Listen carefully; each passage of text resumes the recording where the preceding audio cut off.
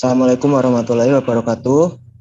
Kami dari kelompok 5 akan menjelaskan dan mempresentasikan tentang web statis dan dinamis. Sebelumnya kami akan memperkenalkan anggota kelompok kami. Yang pertama adalah saya, Bagus Ari Susanto. Yang kedua, Dani Ardiansyah.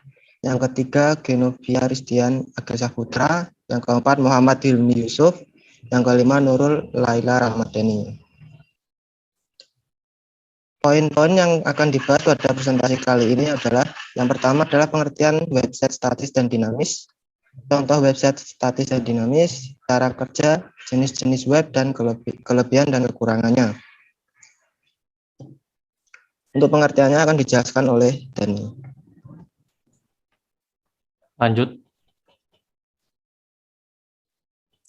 Pengertian website statis dapat didefinisikan sebagai website yang kontennya konstan atau tidak berubah.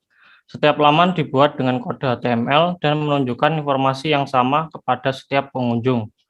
Hanya webmaster atau developer yang bisa melakukan update pada konten website statis.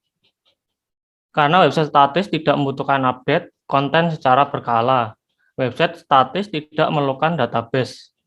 Biasanya website statis digunakan untuk website perusahaan yang hanya perlu memberikan informasi-informasi dasar seperti alamat, kontak, dan sejarah perusahaan. Lanjut. Yang kedua, website dinamis. Website yang kontennya selalu diupdate secara berkala. Kebanyakan website bersifat dinamis karena lebih mudah dikelola dibandingkan website statis. Website dinamis menampilkan kontennya dari database yang biasanya hanya bisa diakses oleh webmaster atau developer. Website dinamis memungkinkan untuk memiliki beberapa user yang bisa melakukan update konten website tanpa mengganggu desain web. Lanjut. Ini berikut merupakan contoh website dinamis. Yang pertama yaitu ada www.ansorweb.com. Yang kedua smkn1kts.sch.id. Yang ketiga ada kaskus.co.id. Yang keempat ada ads.id. Terus yang terakhir imersa.co.id. Terus untuk website statis, yang pertama ada startupindonesia.my.id. Terus yang kedua jekli.llrb.com. Terus yang ketiga www.jeklino.com. Terus yang terakhir gohugo.io. Lanjut. Selanjutnya akan dipresentasikan oleh Agil. Mari kita jelajahi contohnya lebih dalam. Lanjut. Website statis merupakan website yang isi atau konten dari websitenya bersifat statis alias tidak berubah-ubah. Kalaupun diubah biasanya jarang sekali. Biasanya untuk mengubah website statis kita harus melakukannya secara manual melalui codingan website tersebut. Jadi pada website ini tidak ada interaksi sama sekali yang terjadi. Entah itu interaksi pengunjung maupun dari admin website. Lanjut. Berikut adalah contoh web statis. Company profile yang tidak ada fitur chat dan informasi terbaru setiap harinya bisa termasuk ke dalam web statis. Yang kedua, landing page yang tidak mengharuskan pengisian form juga bisa termasuk ke dalam contoh website ini. Lanjut. Selanjutnya dibacakan oleh Helmi Yusuf.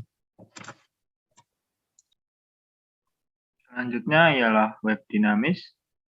Website dinamis merupakan website yang kontennya bersifat dinamis alias bisa berubah-ubah setiap harinya.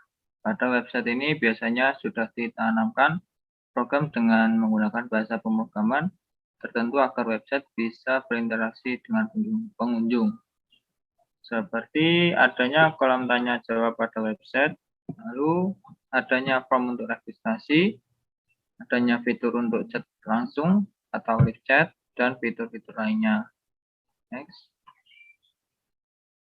Dan di sini ada contoh website dinamis seperti website media sosial, website toko online, website berita, dan website forum. Jadi semua website tersebut bisa berinteraksi dengan pengunjung secara langsung. Next. Di sini jenis-jenis aplikasi berbasis web. Ada web medsos, yaitu Facebook, Twitter, dan Instagram. Web pencarian seperti Google, Yahoo, dan YouTube. Aplikasi web browser, Google Chrome, Mozilla, Microsoft Edge, Safari, Baidu, Opera, dan lain-lain. Selanjutnya, web berbasis sistem informasi seperti SIAKAT, Sistem Informasi Akademik, RED, Manajemen Sistem, dan Hospital Management. Juga web berita dan info seperti detik.com, kompas.com, Tribun News, dan lain-lain. Selanjutnya, ada e-commerce seperti Tokopedia, Shopee, Bukalapak, dan platform e-commerce lainnya. Dan yang terakhir, aplikasi web server, Apache HTTP web server, Minx, SAM, Apache, Tomcat, Leak, TTPD, LAMP, WAMP, dan MAMP. Next. Selanjutnya bisa dijelaskan oleh Pilar. Selanjutnya yakni cara kerja web statis dan dinamis. Next. Untuk cara kerja web statis, yaitu klien atau web browser mengirimkan ke sebuah request atau HTTP request kepada server. Untuk kemudian, server akan mengirimkan kembali hasilnya kepada browser atau HTTP response berupa halaman statis atau HTML. Dengan kata lain, web statis tidak membutuhkan sebuah database. Komunikasi keduanya hanya terjadi antara klien, yaitu web browser, dan server, yaitu web server. Karena data tersebut telah disimpan di server tanpa menggunakan database. Data tersebut akan dirender menggunakan metode HTTP response ketika user melakukan sebuah request atau HTTP request ke server tersebut. Web statis cenderung memiliki tampilan yang tetap, tidak dapat berubah secara berkala. Hanya orang dengan akses tertentu yang dapat berubah apa isi halaman tersebut. Next. Yang selanjutnya yakni cara kerja web dinamis. Klien akan mengirimkan request atau HTTP request ke server, yaitu web request, kemudian server akan meneruskannya ke sisi database. Ketika hasil yang di-request oleh klien atau web browser match atau cocok, maka database akan memberikan hasil request ke sisi server dan server akan meneruskannya ke sisi klien. Lalu apa yang terjadi ketika request dari klien tidak cocok? Tentunya server akan mengirimkan sebuah notifikasi kepada browser jika request tersebut tidak ada, atau biasa disebut dengan null atau undefined.